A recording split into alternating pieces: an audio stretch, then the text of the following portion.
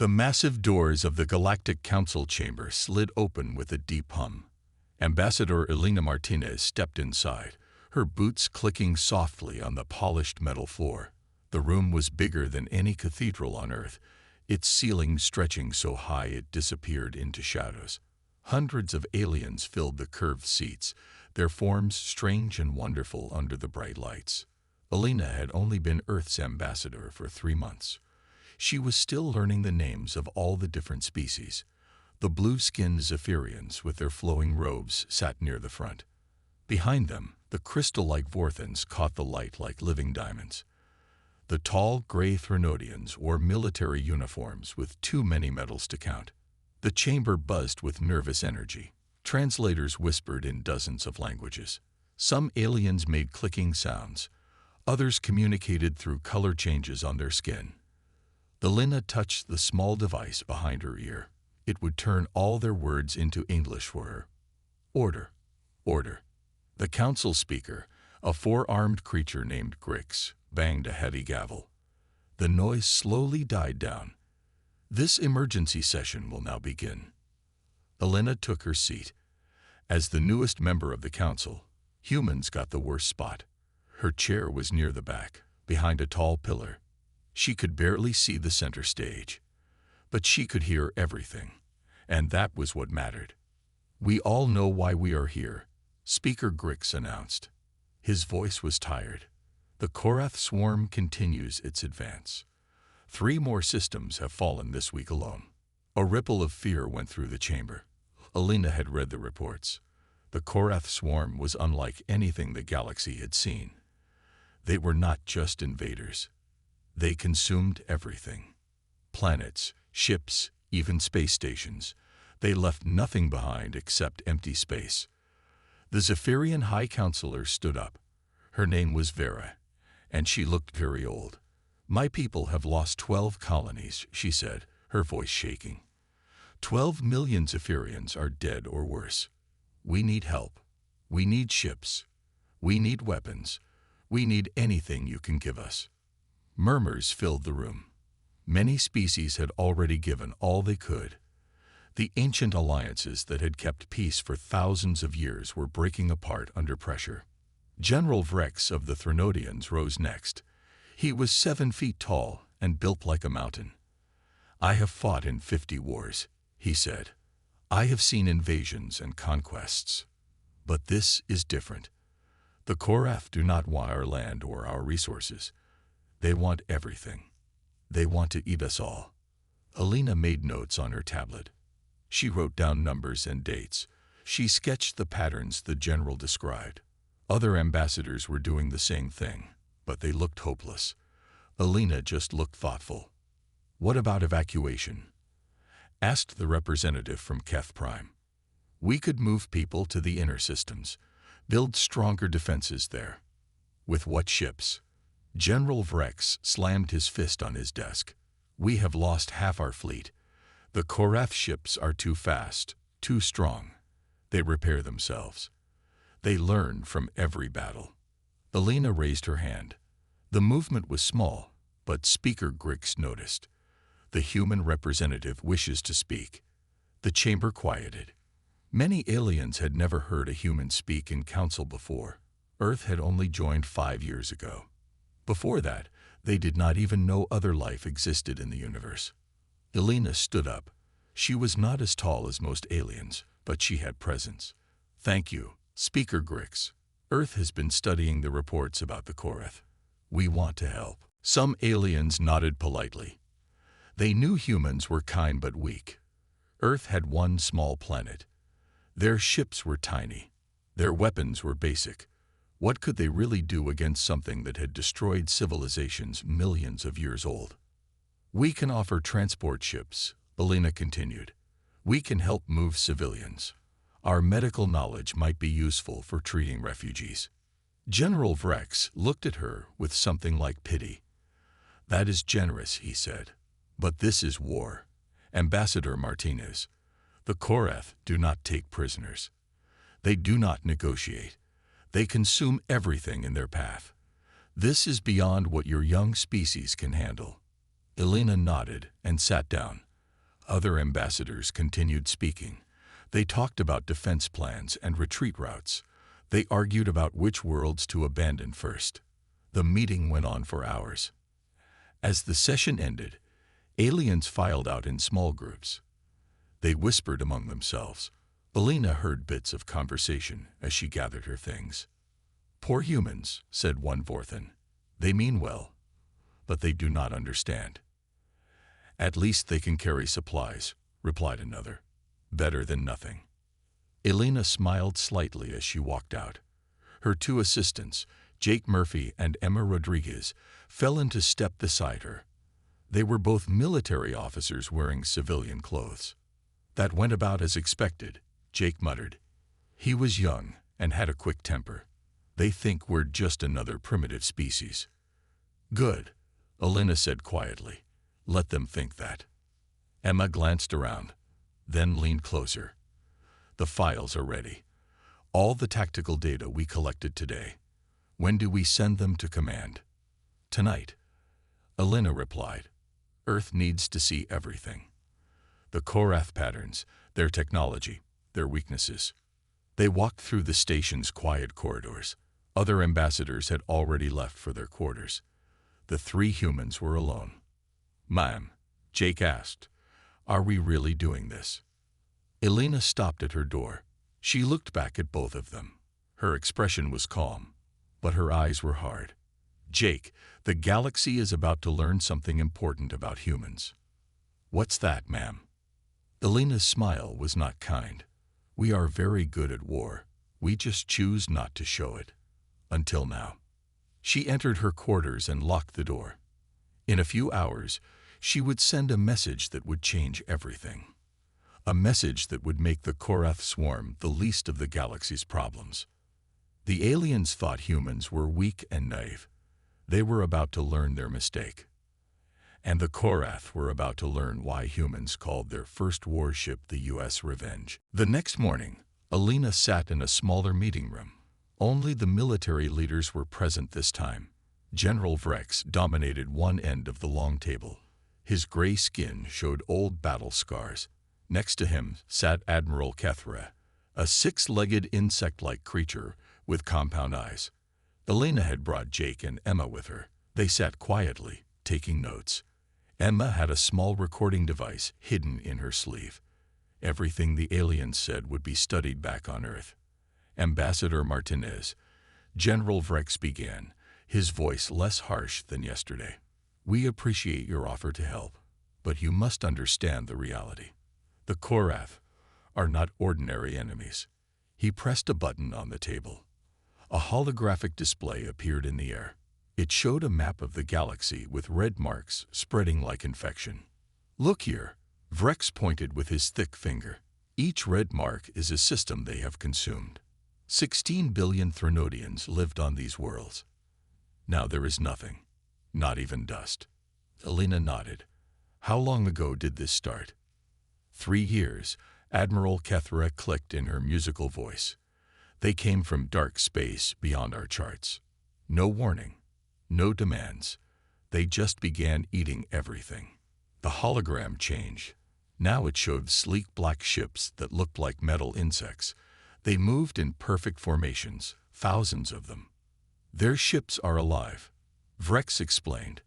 "They grow rather than being built. They can repair themselves. They learn from every battle." Alina leaned forward.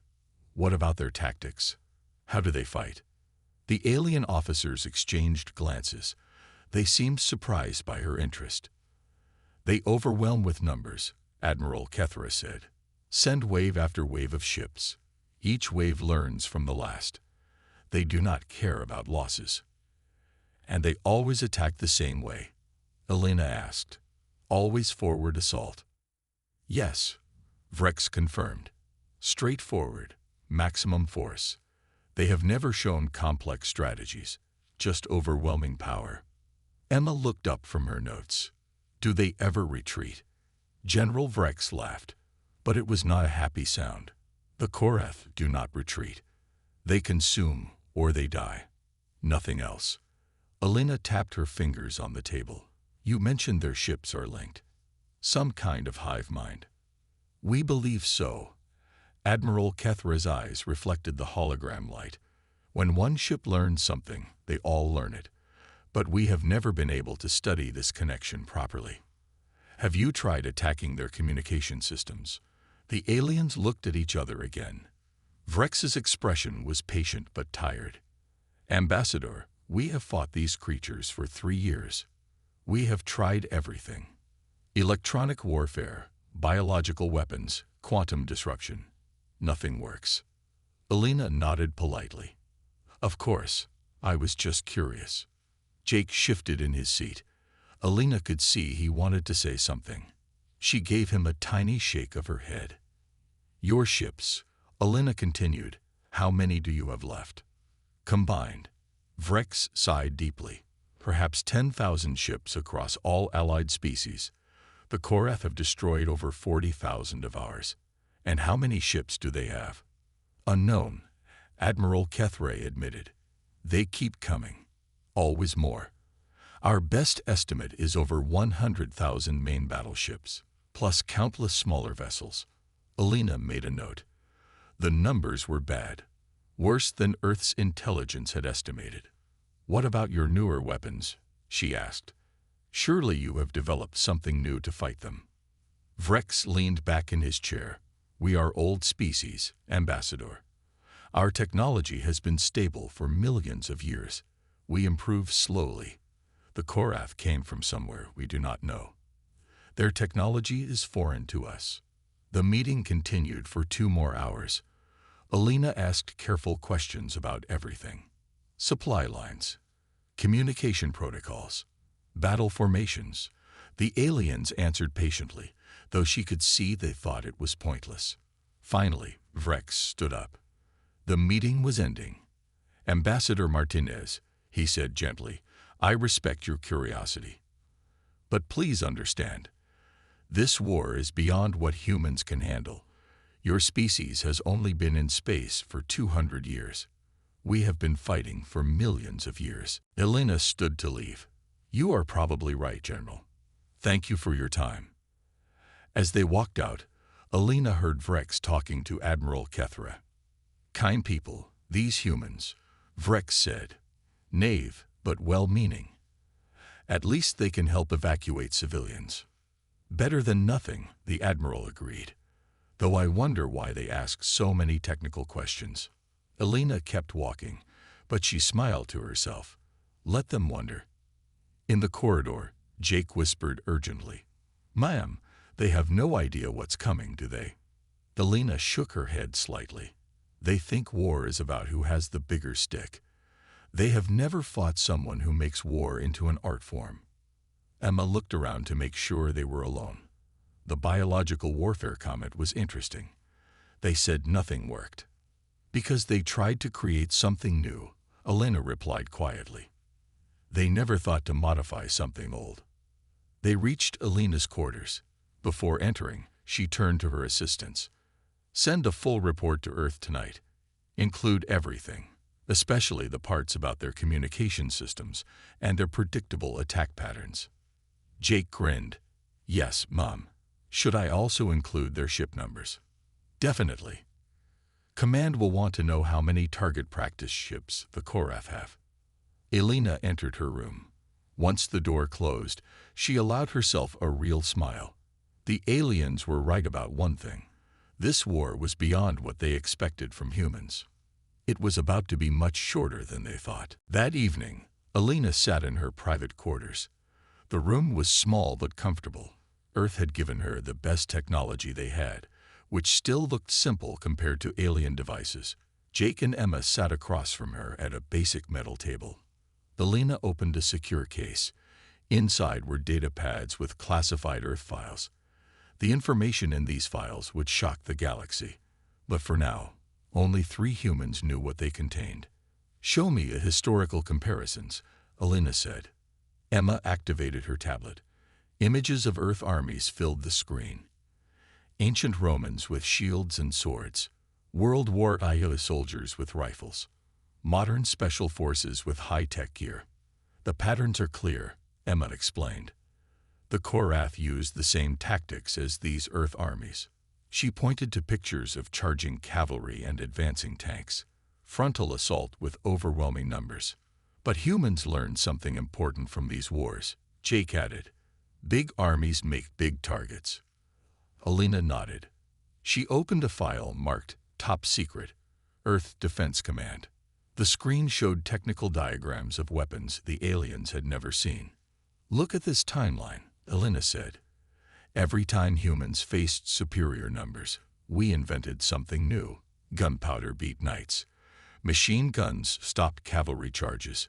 Air power changed everything. Emma pulled up another screen. I have been comparing Korath tactics to historical Earth battles. They fight exactly like Army Group Center in 1941, or the Light Brigade at Balaclava. Pure forward momentum. And we know how those ended. Jake smiled grimly. Alina touched her tablet. A complex diagram appeared. It showed networks of connected ships. The Korath hive mind, she said. It is their strength, but also their weakness. Emma leaned forward. How so? Think about it. They all share information instantly. But what happens if you give them bad information to share? Jake's eyes lit up. Like a computer virus, but for biological minds. Alina smiled. Exactly. Earth's Bioweapons Division has been working on this for months. We call it the Confusion Protocol. She showed them more files. Test results from Earth laboratories. Video footage of captured Korath drones becoming still and helpless. We captured some of their scout ships, Alina explained. 3 of them. They thought they were just studying our outer colonies. Emma looked shocked. You mean Earth has been fighting them already? Small skirmishes, Alina confirmed. Our border patrols encountered them 6 months ago. We let them think they won those fights. But we took samples. DNA, ship technology, battle recordings. Jake shook his head in amazement. The aliens have no idea. Alina closed the files and looked at both of them seriously. Tomorrow I send our full report to Earth. Command is waiting for my final assessment. What will you recommend? Emma asked. Alina was quiet for a moment. Then she opened one more file. This one showed massive spaceships in hidden asteroid bases, thousands of them. Their hulls were black as space itself. They carried weapons that could crack moons. I will recommend immediate action, Alina said. The galaxy has been playing defense for 3 years. Time to show them how humans play offense. Jake whistled softly. Those are our ships. Built in secret, hidden in the Kuiper Belt, and beyond. Alina touched the screen. Admiral Stone commands the first fleet. Admiral Kane leads the second. Admiral Brown has the third. 3 fleets. Emma asked. How many ships total? Enough, Alina replied. We have been preparing for this moment since we first learned aliens existed. Earth's government knew contact would come eventually. We decided to be ready. Jake looked at the images of sleek, deadly ships. The Council thinks we are weak. Good, Alina said. Let them think that. Surprise is our greatest weapon. Emma brought up another file. What about the biological weapons? When do we deploy those? Alina smiled, but it was not a kind smile. We already have. Those Korath ships we captured. They are going home soon, with our gifts inside them. Trojan horses, Jake understood, into the heart of their empire. The Korath learn fast, Alina agreed. They will learn from what our captured ships tell them. They will share that knowledge. All of them. At the same time. Emma looked worried. What if it does not work? Alina touched her tablet one more time. The screen showed Earth's true fleet, not just the ships in the asteroid belts, ships hidden in other dimensions, ships that could move through space in ways the aliens could not imagine. Then we use Plan B, Alina said simply, and Plan C, and Plans D through Z. Humans have been fighting each other for thousands of years. We are very good at making contingencies. Jake gathered the tablets. When does this all start? 3 weeks later, alarms screamed across Nexus Prime Station. Not warning alarms. Arrival alarms. Something big was coming out of hyperspace. Elena stood in the main observation deck with hundreds of other beings. They had come to watch a small human convoy arrive. Earth had promised medical supplies and transport ships. Simple, helpful things from a simple, helpful species. The first ships that appeared were not what anyone expected. Space filled with light. Reality twisted. Then they came through. Ship after ship after ship. Each one was a work of black metal art. They'd moved like hunting animals. Silent. Deadly. Beautiful. By the void, breathed Admiral Kethra. What are those? Elena counted quietly. 200 ships. All warships. All designed for one purpose. The lead ship was the biggest. It dwarfed even the ancient Threnodian dreadnoughts. Those are beautiful ships, Jake whispered to Emma. Those are terror ships, Emma corrected. The alien vessels nearby looked small and old. The human ships had weapons that seemed to grow from their hulls. Their engines gave off no light, but space bent around them. More alarms sounded. Someone was trying to contact the station. Unknown fleet, came a nervous voice from traffic control. Please identify yourselves. The answer came in perfect galactic standard. This is Admiral Carl Stone of the Earth Defense Force. Requesting permission to dock. Elena smiled. Carl was one of Earth's best. His ship, the U.S. Vengeance, had never lost a battle. Of course, the galaxy did not know Earth had been fighting battles. General Vrex appeared on the deck, still putting on his uniform. His face was the color of old stone. Ambassador Martinez, he said carefully, are these your transport ships? Elena looked innocent. Oh no, General. These are our escort vessels. The transports are coming later. Escort vessels? Admiral Kethra's compound eyes shimmered. Those are warships. Advanced warships. We like to keep our supply convoys safe, Elena replied calmly. Space can be dangerous. On the observation screens, they could see the human ships forming a perfect sphere around the station. Each ship held position without engines firing. They just stayed there, like they were locked to invisible posts. Impossible, muttered a Vorthan engineer. No one has that kind of precision control. Elite docked his ship with barely a whisper. The docking arms extended from the station, but the human ship was already perfectly aligned. More ships appeared from hyperspace.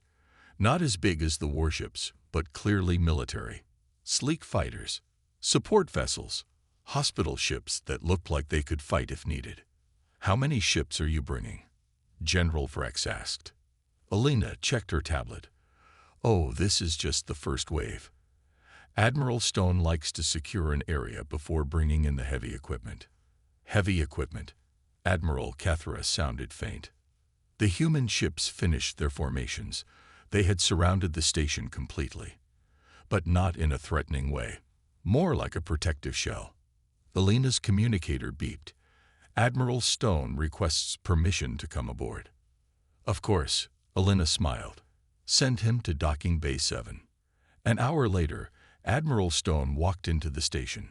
He was tall for a human, with gray hair and eyes like winter ice. His uniform was black with subtle armor plates built in. Behind him walked officers who moved like soldiers, not diplomats. The aliens stared. This man looked like he could personally fight the Korath with his bare hands and win. Admiral Stone, Elena greeted him. Perfect timing. Stone nodded. His voice was deep and calm. Ambassador, council members. General Vrex stepped forward. Admiral, those are impressive ships. Very aggressive designs. Stone's expression did not change. We design our ships to win. Aggressive is just efficient. Admiral Kethra's eyes fixed on something. Admiral, what is that weapon system on your ship's forward section? Stone glanced at where she pointed. Kinetic bombardment array. Fires tungsten rods at 30% light speed. Good for removing obstacles. The alien officers exchanged worried looks. Obstacles meant planets. Elena touched Stone's arm. "Admiral, shall we proceed to the briefing room? The Council is eager to hear about Earth's relief plans." Relief plans? The aliens wanted to laugh. These were not relief ships. These were ships made for conquest. As they walked through the corridors, more humans were visible. Soldiers in powered armor guarded key points. Engineers worked on the station's systems.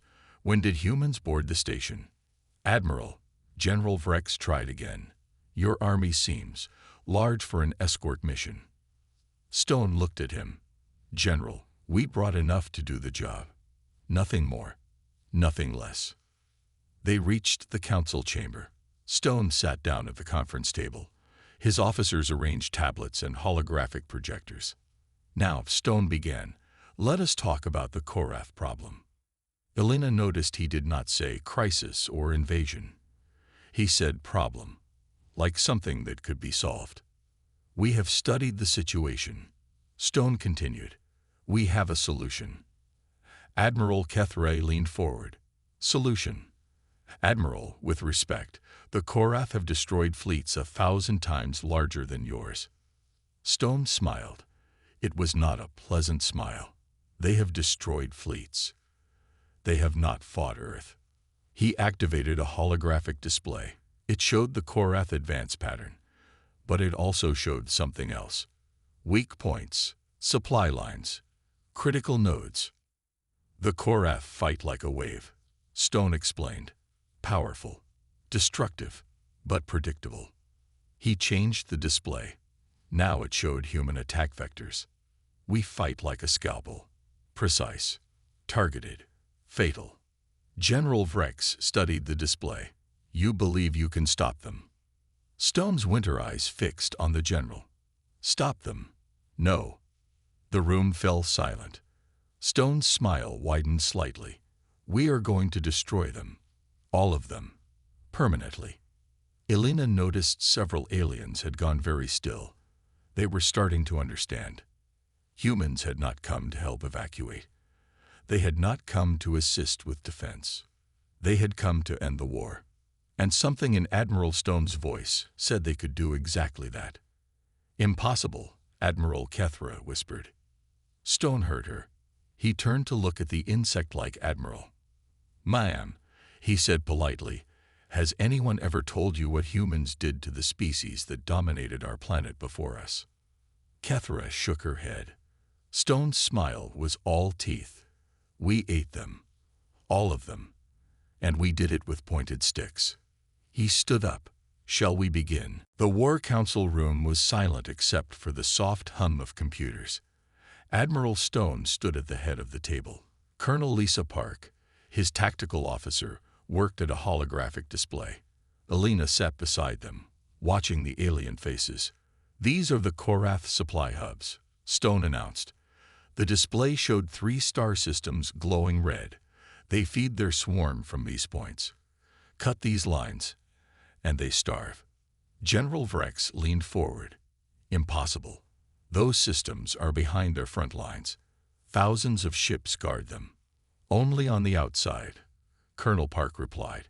She was a small woman with bright eyes. "Show them, sir."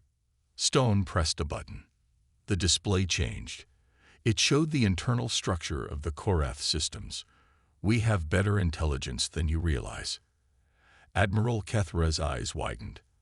"How do you know this?" Elena spoke up. "We have had contact with the Korath for longer than you think." The aliens exchanged glances. Stone continued. "The Korath expect attacks from the front. Always. They have never faced an enemy that attacks supply lines." He showed more data. Shipping routes, guard schedules, weapon positions. "We know when their ships patrol.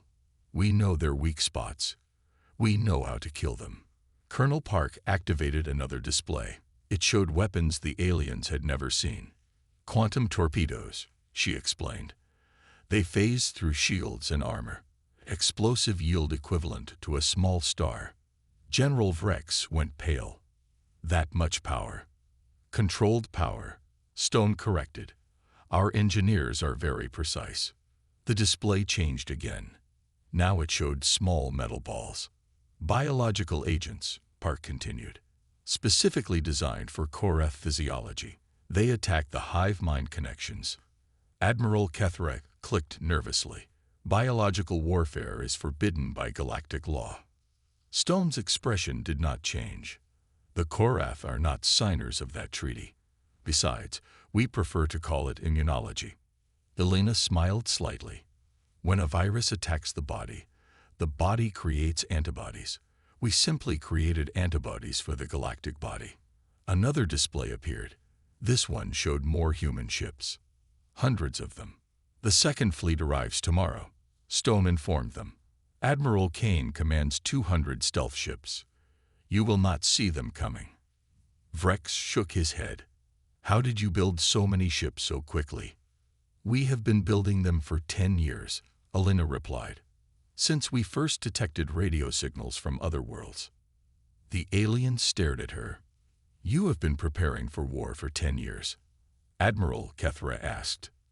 Preparing for contact, Elena corrected. We hoped for peace, but we prepared for war.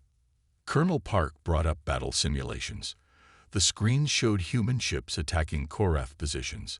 The battles were fast, brutal, complete. Our strategy is simple, Stone explained. Hit the supply hubs simultaneously. When the Korath turn to defend them, we hit their main fleets. When they divide to chase us, we destroy them in pieces. General Vrex studied the simulations. This could work, but the risk is calculated. Stone finished. We do not gamble. We plan. He showed them more weapons. Shields that bent space. Engines that moved ships like ghosts. Computers that thought faster than any organic brain. Humans excel at one thing above all others, Elena said quietly. What is that? Admiral Kethra asked. Elena's eyes were cold. We learn from our mistakes, and we never make the same mistake twice. Stone nodded. The Korath made one big mistake. They let us study them. Every attack they made on our outer colonies taught us something new. Colonel Park activated final display. It showed Earth, but not the peaceful planet the aliens expected. This Earth had orbital stations, weapon platforms, ships being built in space factories. Earth has been on a war footing for 5 years, Elena explained. Every human knows what is coming. Your entire planet? Vrex asked. 8 billion people, Stone confirmed. All united. All ready. The aliens had never seen anything like it. Most species had governments that argued, factions that fought. But humans were united. We have something the galaxy has never seen, Elena added. Total war. Admiral Kethra shivered. What does that mean? Stone answered. It means every human resource is dedicated to victory. Every factory. Every laboratory. Every person. But what if you lose? Vrex asked. Elena and Stone exchanged looks. Then Elena answered. General, humans have a saying. We would rather die on our feet than live on our knees. Stone nodded. We will not lose because we cannot afford to lose. It is that simple. The room was quiet. Then Colonel Park spoke. There is something else you should know. She activated one final display. It showed space around Earth, but this space was not empty. It was full of ships that had been hidden. Our defensive fleets, Stone explained. If our attacks fail, if somehow the Korath reach Earth, they will face these. The number of ships was incredible, more than the entire Galactic Alliance possessed. Admiral Kethra's voice was very small. How long have humans been preparing for war? Elena stood up. Colonel Park, show them Project Damocles. The display changed. It showed a device the size of a moon. Weapons aimed at the galactic core. Doomsday weapon. Stone explained simply. If Earth falls, the galaxy ends. The aliens went completely silent. Elena looked at each of them. Do you understand now? Humans do not fight to win points. We fight to survive. And if we cannot survive, no one will. General Vrex whispered. You would destroy the galaxy. Stone's voice was iron. To prevent the Korath from consuming it. Yes. Elena sat back down. But that will not be necessary. The war ends in 3 months. We have seen the future, and we win. Outside the room, human ships moved silently through space. The galaxy was about to learn what humanity was truly capable of. And tomorrow, the Korath would begin dying. The next day, the full Galactic Council gathered in the Great Chamber. Every species sent representatives. Even the distant ethereal collective had sent observers through quantum projection. The chamber buzzed with nervous energy. Word had spread about the human fleet. Elena walked to the center podium. She wore a simple black dress with the Earth symbol on her shoulder. Behind her, Admiral Stone stood at attention. His presence filled the room like a storm about to break. Speaker Grix called for order. His 4 arms gestured for silence. The human ambassador has requested to address the full council. Elena looked around the chamber. 2,000 beings watched her. Some with hope, some with fear, all with questions. She began speaking. Her voice was calm but carried clearly to every corner. Fellow members of the Galactic Council, she said, we have listened to your concerns about the Korath threat. We have observed their tactics and studied their weaknesses. The chamber was completely silent. Even the translator devices seemed to pause. After careful consideration, we have decided. Humanity is entering this war. The words hit like a hammer. Some delegates leaned forward. Others whispered to their aides. A few looked confused. The Threnodian representative rose first. Ambassador, we are grateful for any assistance.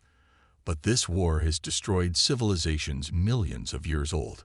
Perhaps your forces could help with evacuation. Elena held up her hand.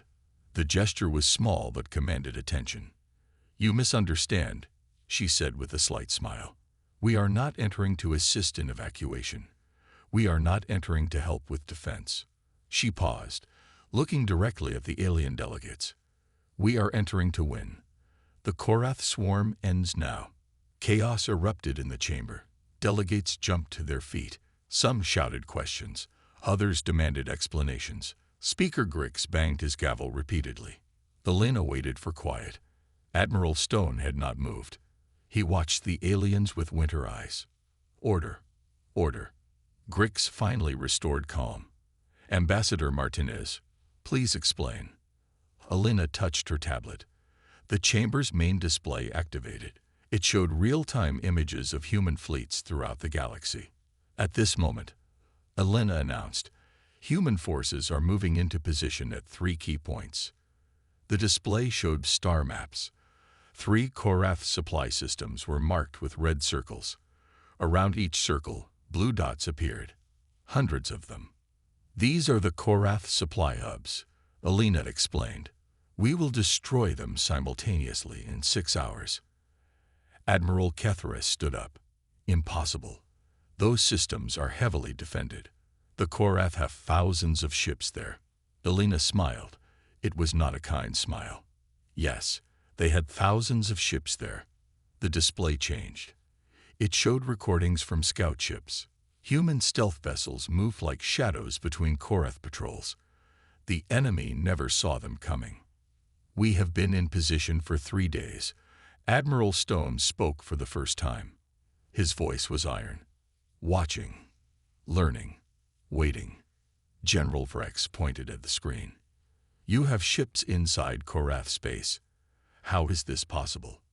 Humans are excellent at hiding, Elena replied. And the Korath are excellent at not looking. She activated another display. This one showed close-up images of Korath ships. But something was wrong with them. They were not moving properly. We may have also introduced some software updates to their fleet, Elena added casually. The chamber erupted again. Software updates meant cyber warfare. The Korath thought their ships were immune to such attacks. You hacked the Korath fleet, a Vorthan delegate asked incredulously. Elena shrugged. Humans are very good with computers. The Korath are very trusting. Admiral Stone stepped forward. 5 hours. 37 minutes until the attack begins. Any delegate who wishes to observe may view our tactical displays. Several species immediately accepted. They wanted to see if humans were bluffing. Elena continued her address. This war has lasted 3 years because you have been fighting the wrong fight. You have been playing defense, trying to save what you have. She looked at each major delegate. Humans do not play defense. We play to end the game. The display changed again. It showed the human war room on Earth. Hundreds of officers worked at computer stations. Above them, a massive screen showed the entire galaxy. Every human ship is connected.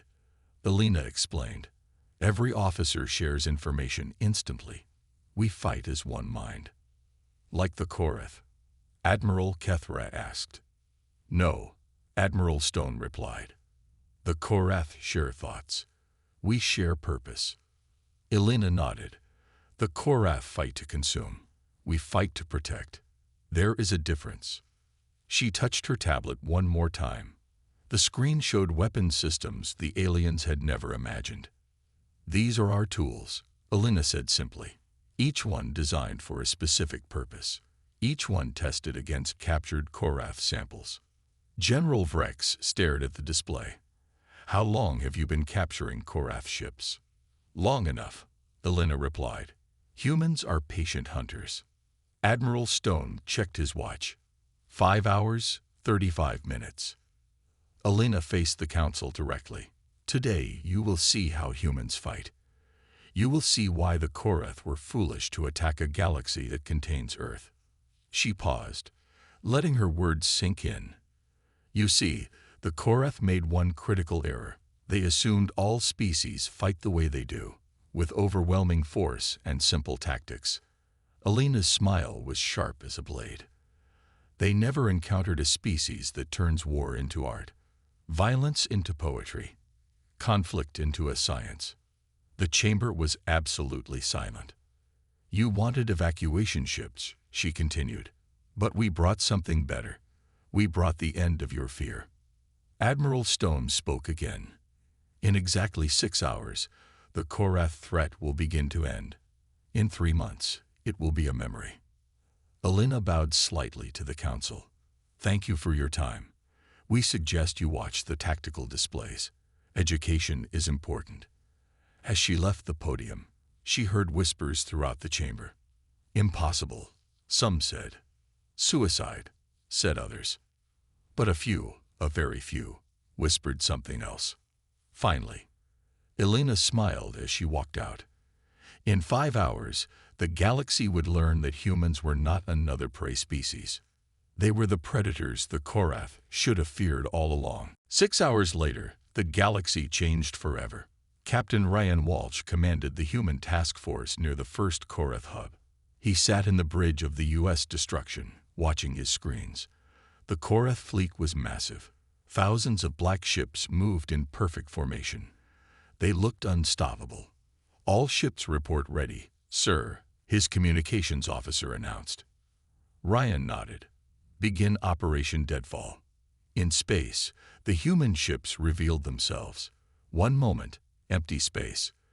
The next moment, 200 ships appeared like ghosts becoming solid.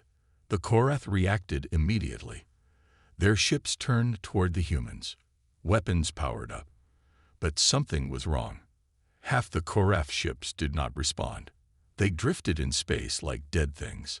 The virus worked perfectly, sir, Lieutenant Davis reported. 40% of their fleet is offline. Ryan smiled. The biological weapon had been in their system for days, waiting. Like a sleeping tiger, the battle began. Human ships moved like dancers. They appeared, fired, disappeared. The Korath could not track them. Stealth systems operating at full efficiency, the tactical officer called out. They cannot see us. Human weapons tore through Korath ships. Quantum torpedoes phased through their shields. Kinetic cannons shattered their hulls. It was not a battle. It was surgery. Meanwhile, at the second hub, Commander Beth Price led a different kind of attack. Her ships carried the new biological weapons. Clouds of engineered bacteria spread through space. "Target the queen ships," she ordered. The large vessels in the center. Her weapons fired, but not explosive rounds. These were delivery systems. The bacteria found Korath ships and went to work. The effect was immediate. Korath vessels began to shudder. Their perfect formations broke apart. Ships crashed into each other as their hive mind connection failed. "It's working," her science officer reported. "The bacteria is disrupting their neural networks." Beth watched as the most feared fleet in the galaxy became helpless. Now, all ships, finish them. At the third hub, Admiral Stone himself led the assault. This was the largest Korath concentration, the heart of their supply network. "Admiral," his weapons officer called out. "They're trying to escape." Stone's expression did not change. "Deploy the containment field." In space around the Korath fleet, reality itself began to bend. The human ships projected an invisible barrier. Nothing could leave. Nothing could enter. "Now they face a choice," Stone said quietly. "Surrender or die." The Korath chose to fight. They fought well. Their ships were powerful. Their weapons were deadly. But they had never faced an enemy like humans. Human ships attacked from impossible angles. They used the stars themselves as weapons. When a Korath ship tried to ram them, human vessels simply vanished and reappeared behind them. "Sir," the tactical officer reported, "enemy fleet is down to 30% strength." Stone nodded. "Continue the assault." Back on Nexus Prime, the alien delegates watched the battles in stunned silence. The tactical displays showed everything. The human attacks, the Korath responses, the one-sided nature of the fights. "Impossible," General Vrex whispered. "How are they doing this?" Elena stood beside him. "We told you. Humans excel at one thing above all others: war." Admiral Kethra finished. Her compound eyes reflected the light of exploding ships. Elena nodded. "We have been fighting each other for thousands of years. We learned every lesson, every trick, every strategy." On the displays, more Korath ships died. The humans moved with purpose. Every action had a reason. Every attack achieved a goal. "But they are so few against so many," another delegate protested. Elena smiled. "Numbers mean nothing if you fight the wrong fight." Jake Murphy, Elena's aide, reported the casualties. "Human losses are minimal, ma'am. Less than 50 ships across all 3 battles." Elena was not surprised. The Korath prepared for war. We prepared for victory. In space, the battles continued, but they were no longer battles. They were demonstrations. The humans showed the galaxy what war truly meant when fought with purpose, planning, and technology. Admiral Stone's voice came over the communications. All hubs secured. Korath supply lines severed. The chamber erupted. Some aliens cheered. Others sat in shock. A few looked terrified. Elena addressed them all. "Phase 1 is complete. The Korath are cut off from their supplies. They are trapped." General Vrex found his voice. "What is Phase 2? Elena touched her tablet. New displays appeared. They showed the main Korath fleets, all of them, scattered across a dozen systems. Now they are hungry. Now they are confused. Now they will make mistakes. Admiral Stone's image appeared on the screen. Phase 2 begins in 12 hours. All Korath fleets will be engaged simultaneously. All of them. Admiral Kethra asked. There are millions of ships. Elena nodded. Yes, all of them. She showed them the human fleet deployments. Ships appeared throughout the galaxy. More ships than the aliens knew existed. You see, Elena explained, humans do not fight one battle at a time. We fight all the battles, all at once. The aliens stared at the displays. Human ships were everywhere, in every system, in every dark corner of space. How many ships do you have? A Vorthan delegate asked. Elena considered the question. Enough. Jake checked his reports. Ma'am, preliminary estimates show the Korath have lost 60% of their industrial capacity. Elena nodded. Good. Fear makes them desperate. Desperation makes them predictable. In space, the human fleets prepared for the next phase. The Korath were wounded but not dead. Dangerous but not invincible. Soon, very soon, the galaxy would be safe. And everyone would know that when humans said a war was over, it was over. 6 months later, the galaxy was quiet. Not the quiet of fear, the quiet of peace. Elena stood in the same chamber where it all began. But now, everything was different. The Galactic Council met in celebration, not desperation. The war was over. The last Korath ship had surrendered 3 weeks ago. Not destroyed. Surrendered. The proud swarm that once consumed worlds now begged for mercy.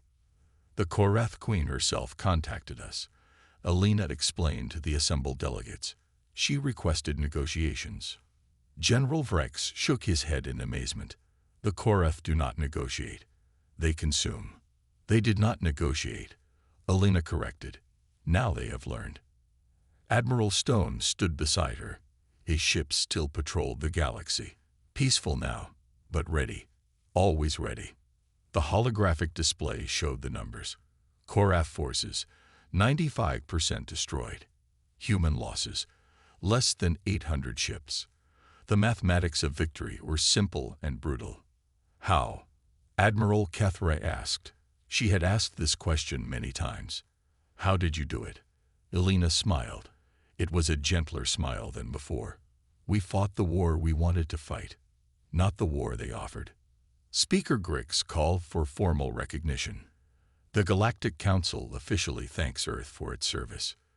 The chamber applauded. For some species, this was difficult. Before the war, they had barely noticed humans. Now they feared to anger them. Elena raised her hand. The Council's thanks are appreciated, but unnecessary. She looked at each delegate. We did not fight this war for thanks. We fought because it needed fighting. Jake Murphy stood at his usual position behind Elena. He carried a sealed case. Inside were documents that would reshape galactic politics. Earth has a proposal, Elena announced. New treaties, new alliances, new ways of living together. She gestured to Jake. He opened the case and handed her a crystal memory core. These are our terms, Elena said simply. General Vrex looked nervous. After what humans had done to the Korath, their terms could be anything. The galaxy would have no choice but to accept. Elena inserted the core into the display reader. Treaties appeared on screen. The delegates read them carefully. Their expressions showed surprise, then relief, then confusion. These are fair, Admiral Kethra said slowly. Elena nodded. Humans prefer fairness to dominance. The treaties were simple. No species would build weapons of galactic destruction. Trade would be free and equal. Disputes would be settled by negotiation, and Earth would provide protection against threats from dark space. You are not claiming territory, a Vorthan delegate asked. Space is big enough for everyone, Elena replied. We just want to make sure everyone can enjoy it. Admiral Stone spoke. Human fleets will maintain patrols, but as guardians, not conquerors. General Vrex stood up.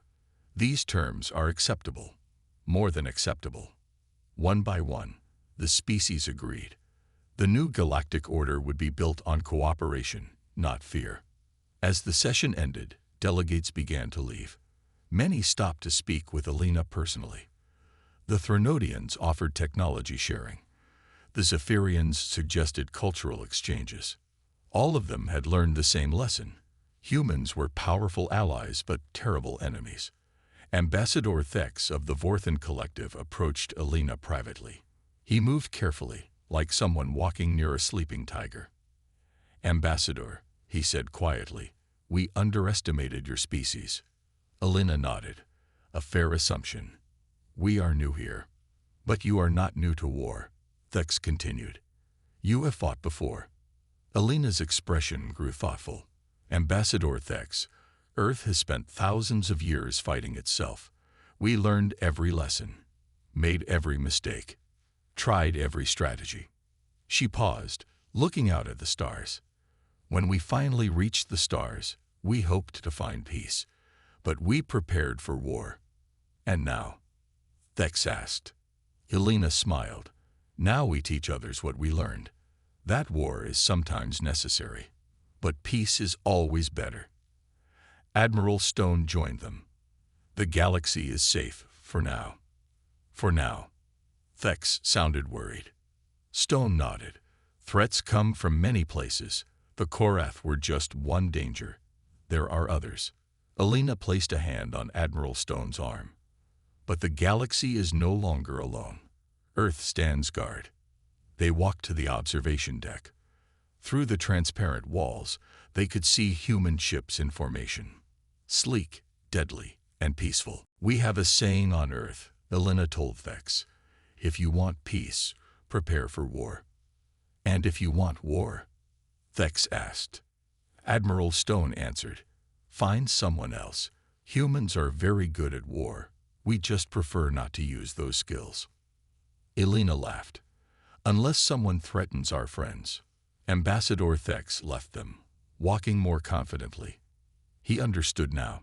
Humans were not conquerors. They were protectors. Fierce protectors. Jake joined Elena at the window. Ma'am, Earth is asking about the next phase. Elena looked at the stars. Somewhere out there, beyond the rim, new dangers might be waiting. Dark things that had never heard of humans. Tell Earth we are coming home, she said. The galaxy is safe. Our work here is done. For now, Admiral Stone added. Elena nodded. For now. As they watched, the human fleet began to move, not retreating, repositioning, ready for the next threat, ready to defend their new friends. The galaxy had learned that humans were more than they seemed, strong where they looked weak, wise where they looked young, deadly where they looked peaceful. And now everyone knew the most important lesson of all. When humans said a war was over, it stayed over. The galaxy was safe, and it would remain safe, because humans were watching.